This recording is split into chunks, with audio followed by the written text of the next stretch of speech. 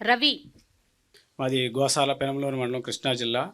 ముఖ్యమంత్రి జగన్మోహన్ రెడ్డి గారు సుదీర్ఘమైన పాదయాత్రలో కొన్ని హామీలు ఇవ్వడం జరిగిందండి రైతులకి. దాంట్లో భాగంగా ఆర్బీకేలు ఏర్పాటు చేయటం, ఆర్బీకేల ద్వారాగా విత్తనాలు ఇవ్వటం, పంట పండించి అమ్మే వరకు గవర్నమెంటే బాధ్యత తీసుకునే విధంగా ఆయన చర్యలు తీసుకున్నారండి. చాలా సంతోషం.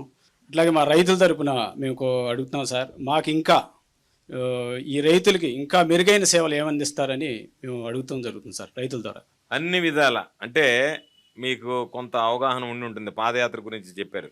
ఇక్కడ ఆయిల్ పామ్ రైతులు ఎవరు లేరేమో తెలియదు నాకు. ఆయిల్ పామ్కి సంబంధించి ఆ రోజు ఆయిల్ ఎక్స్ట్రాక్షన్ రేట్ తెలంగాణతో సమానంగా ఇవ్వండి అంటే జగన్మోహన్ రెడ్డి గారు తెలంగాణతో సమానంగా ఓఈఆర్ ఇచ్చాం. దానితో పాటు ఆ తేడా ఏదైతే ఉందో తెలంగాణకి ఆంధ్ర రాష్ట్రానికి ఆ మొత్తం డబ్బులు రైతులకి, ఆయిల్ పామ్ రైతులకి ఇచ్చాడు గతంలో ఉన్నటువంటివి. కాబట్టి రైతులకు సంబంధించి ఎక్కడ మనం ప్రభుత్వ జోక్యం అవసరం అవుతుందో, ప్రభుత్వం ద్వారా రైతులకు ఏ విధంగా అండగా నిలవాలనుకున్నాడో 100% అన్ని విధాల, అన్ని విషయాల్లో, అన్ని స్థాయిల్లో ఖచ్చితంగా రైతాంగానికి అండగా నిలవడం జరుగుతుంది. ఓకే. శ్రీకాంత్.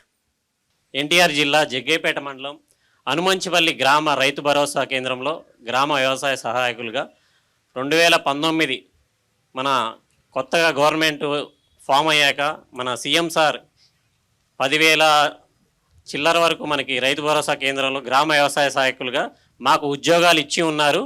మేము ఉద్యోగం జాయిన్ అయ్యాక మాకు రైతులు చెప్పిన మాటలు, వాళ్ళు చెప్పిన మాటలు ఏంటంటే, గతంలో కొంచెం ఇబ్బంది పడేవాళ్ళం.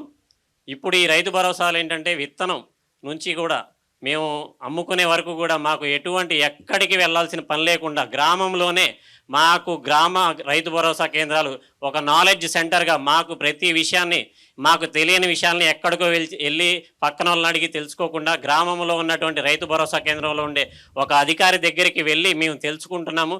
మేము వచ్చాక ప్రతి క్షేత్రానికి, రైతు క్షేత్రానికి వెళ్ళి అతను కౌలు రైత, భూ యజమాన, ఏ సర్వే నెంబరు, ఏ ఎక్స్టెంటు, ఎంత కౌలు చేస్తున్నాడు అనేది మేము పారదర్శకంగా ఎవరో చెప్పింది కాకుండా రైతు దగ్గరికి వెళ్ళి అతని వివరాలు తీసుకొని వాళ్ళ ఆధార్ కార్డు ఎవరో చెప్పింది విని వాళ్ళ పేరు మీద వీళ్ళ పేరు మీద కాకుండా వాళ్ళ భూమికి వెళ్ళి మేము ఫోటో చూసి పంట ఏదైతే ఉందో, మేము మిర్చి వేసాడా, వరి వేసాడా, పత్తి వేసాడా అని మేము చూసి డిజిటల్గా క్రాప్ అనేది ఫోటో తీసి, అలా ఫోటో తీసి వదిలేయటమే కాకుండా మళ్ళీ రైతు వచ్చి ఇదిగో మీ వివరాలు ఈ నమోదు చేశాం, ఈ విధంగా మీ ఇన్ని ఎకరాల్లో ఈ పంట సాగు అయిందని ఆ రైతుకి తెలియపరిచి మేము ఆ రైతు అంగీకారం అంటే ఏలిముద్ర లేదా ఓటీపీ, చదువుకున్న వ్యక్తి ఆధార్ లింక్ అయితే మాకు దగ్గరగా అవైలబుల్గా లేకపోతే ఆ ఓటీపీ ద్వారా లేదా వేలిముద్ర ద్వారా అతను ధృవీకరిస్తే పంట నమోదు జరిగినట్టు.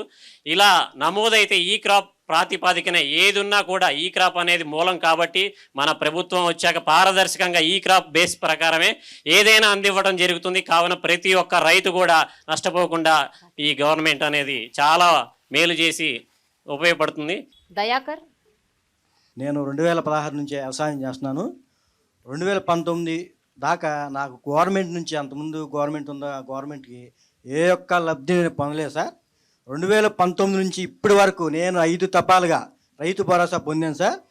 అట్లాగే మాకు పంట నష్టం జరగటం వల్ల వచ్చిన అమౌంట్ మొత్తం కలిపి సార్ 2,40,000 ఇప్పటి వరకు నేను లబ్ధి పొందాను సార్ గవర్నమెంట్ నుంచి. ఇంకా అనేకమైన కార్యక్రమాలు గవర్నమెంట్ నుంచి జగన్మోహన్ రెడ్డి గారు చేయాలని, రైతులు ఇంకా చేయాలని నేను కోరుకుంటున్నాను సార్. ఓకే. సతీష్. పెనంకిప్రోలు మండలం గుమ్మడిదూరు గ్రామం నుంచి వచ్చానండి.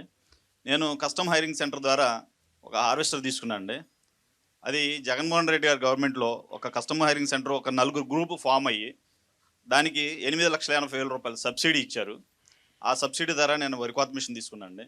ఈ వరి కోత మిషన్ ద్వారా మేము రైతులందరికీ కనీసం ఎకరం ఒక 3 రోజుల్లో పంట చేతికి వచ్చే విధంగా ప్లాన్ చేసుకొని రైతు భరోసా కేంద్రం ద్వారా విక్రయించుతున్నామండి.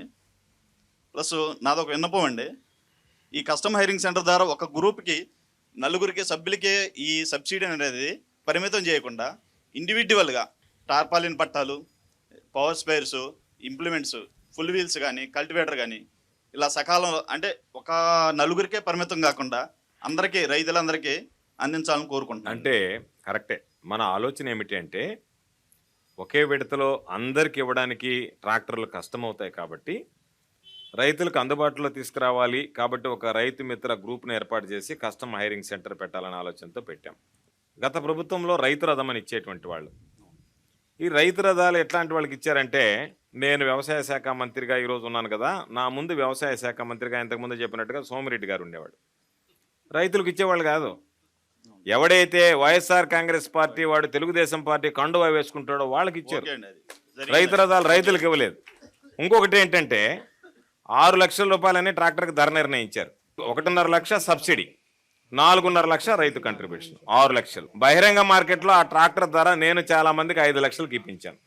అంటే 5 లక్షల రూపాయలు విలువ చేసేటువంటి ట్రాక్టర్ని రైతు రథం పేరిట 6 లక్షలు రేటు పెట్టి మీరు ఎవరి దగ్గర కొనాలి, ఎంతకి కొనాలి, ఏ మోడల్ కొనాలి, ఏ కంపెనీ కొనాలి అన్నీ వాళ్ళే నిర్ధారించి రైతు మీద 1 లక్ష రూపాయలు భోంచేశారు.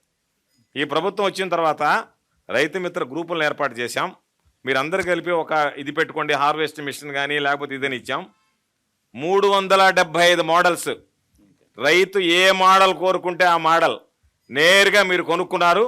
10% మీ డబ్బు, 40% సబ్సిడీ, 50% బ్యాంకు రుణం. ఈ 40% సబ్సిడీ అనేటువంటిది మీరు ఎవరి దగ్గర కొనుక్కున్నారు, ఏమి కొనుక్కున్నారు, ఎంత కొనుక్కున్నారు ఏం అవసరం లేదు. మీ 40% జగన్మోహన్ రెడ్డి గారు ఇక్కడ బటన్ నొక్కాడు, నేరుగా మీ ఖాతాలో జమ అయిపోయాయి. ఎక్కడ ఏమి లావాదేవీలు కానీ కమిషన్లు కానీ మధ్య వ్యవహారం లేకుండా. ఇది చెప్పింది యాక్చువల్ గా మా ఊర్లో మా విలేజ్ లో జరిగింది సార్. టీడీపీ గవర్నమెంట్ లో మా విలేజ్ లో జరిగింది. మేము కలారు చూసాము అది. అంటే అనేది ఈ సబ్సిడీ అనేది ఒకరికే పరిమితం, అందుకనే ఎక్కువ మందికి ఇవ్వాలనే. కాకపోతే బడ్జెట్ని సంబంధించి ఎంత ఎక్కువ మందికి ఇవ్వగలమనేటువంటిది ఆలోచన చేస్తా గ్రూపులుగా పెట్టాం. 10 మందికైనా ఉపయోగపడుతుంది అని చెప్పి తప్పనిసరిగా రాబోయేటువంటి రోజుల్లో వాటి సంఖ్య మాక్సిమం పెంచడానికి ప్రయత్నం చేస్తాం. ఇండివిజువల్ ఇంప్లిమెంట్స్ ఇవ్వడానికి ప్రయత్నం చేస్తాం. హెవీ మిషనరీ కాకుండా అన్ని tractors, sprayers, battery sprayers, power sprayers, tarpaulins ఇవ్వాల్సింది. కాకపోతే కాస్త జాప్యం అయ్యాయి. తప్పనిసరిగా నెక్స్ట్ సీజన్లో అవి ఇచ్చేస్తాం. Okay sir, thank you.